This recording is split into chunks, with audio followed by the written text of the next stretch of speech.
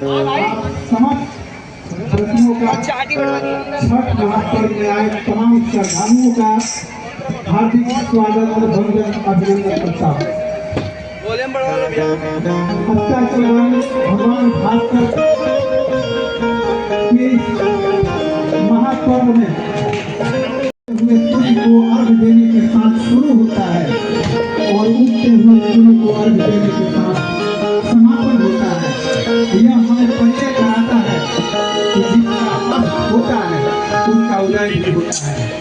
मैं अभिषेक भोजपुरिया आज के इस सांस्कृतिक कार्यक्रम में आप सबका हार्दिक स्वागत करता हूं।